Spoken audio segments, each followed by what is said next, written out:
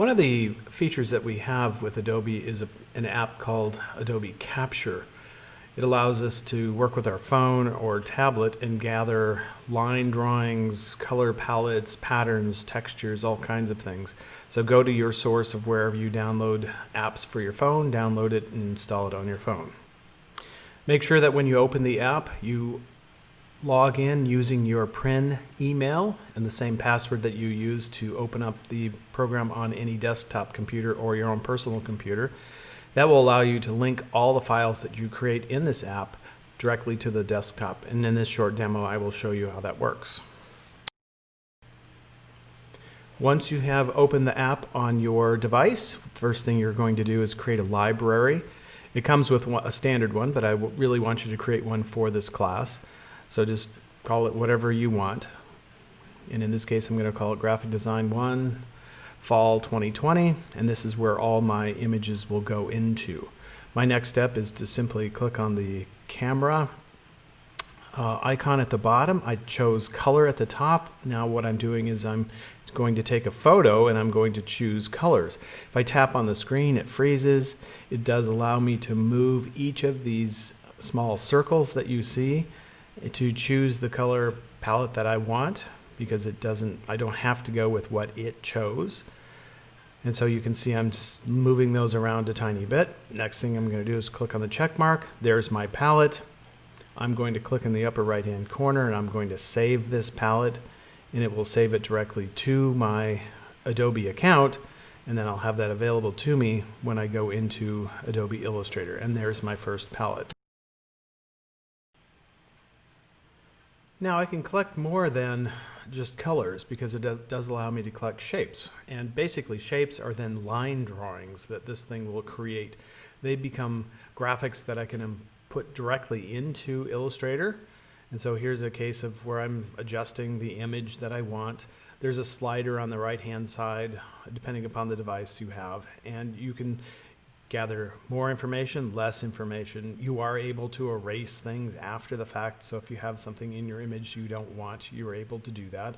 You can also pop out this little palette on the side where you can choose different effects. It can be like a cartoon, it could be more high contrast, it could be more linear, it could be more grainy. It really depends on the type of image you want. And in this case I was going after something very simple. I wanted more of a simple line drawing, but I was just testing out the different effects that it has. In this one, it's line. So I chose that one so I could adjust the amount of information I gather. And there it is. And then I hit save.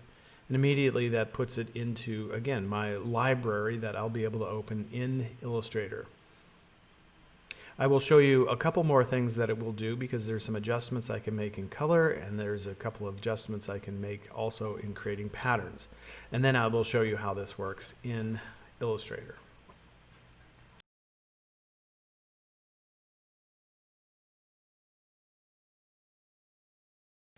Okay, when I do capture color, I don't have to go with, like I said, exactly what the program creates, because once I find the image I want to work with, I can freeze that. It takes me to this window.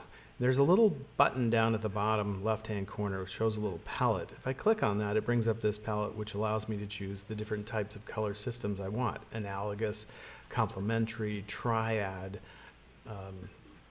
I can also create a monochromatic palette. I can also create a custom palette where I actually move each individual dot to exactly where I want it to be. So I can adjust this based on the colors that I originally captured from my image and turn it into anything I want.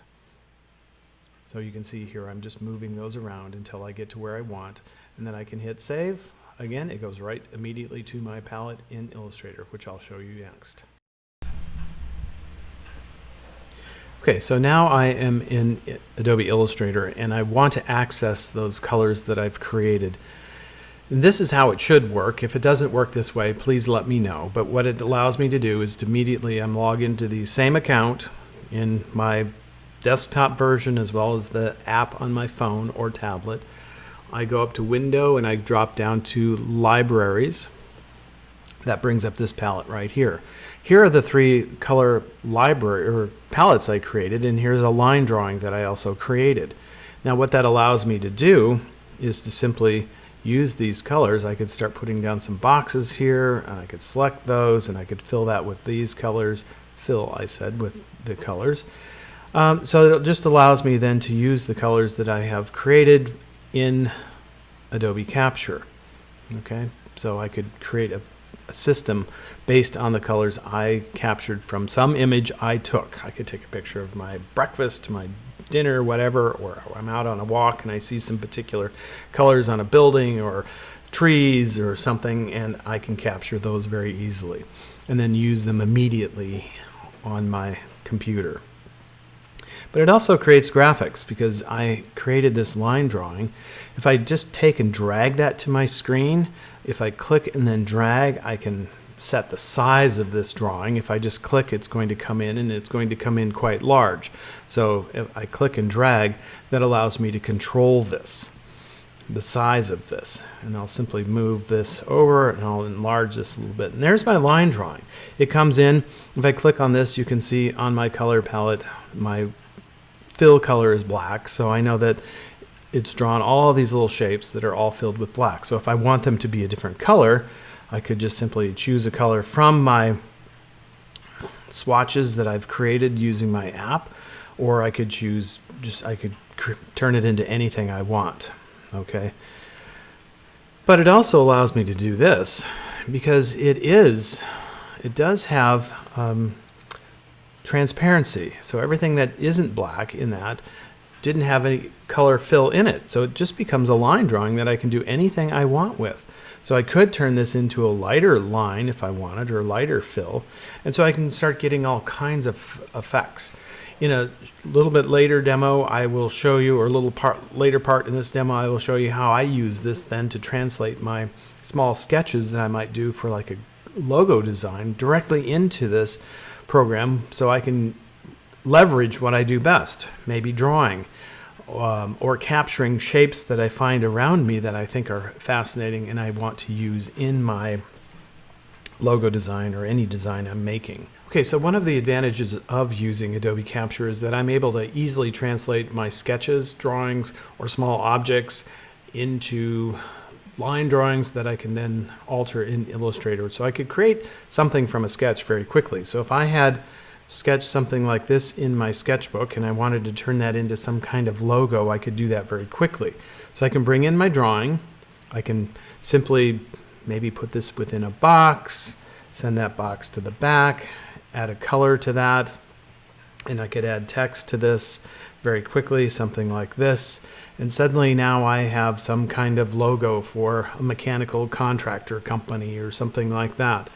Or perhaps something of this nature where I took a picture of one of these little gumballs that fall out of the trees in the fall. We get lots of them. You can see that when I click on this, I had one extra little point there that I didn't want, so I'll delete that. I'll bring this up. I'll grab a circle. I'll put that behind. Whoops, I'll draw that behind this. Place it behind. I'll fill that with a particular color. And then if I, again, just bring in some text, immediately I have a logo. So that quickly I can translate my sketch, my drawing, or some object into a logo or into a graphic. So it's a very handy tool to work with because it allows you to create instantly. So use it. Run around, find things that look like something you want to capture it, bring it into Illustrator, and begin to work with it.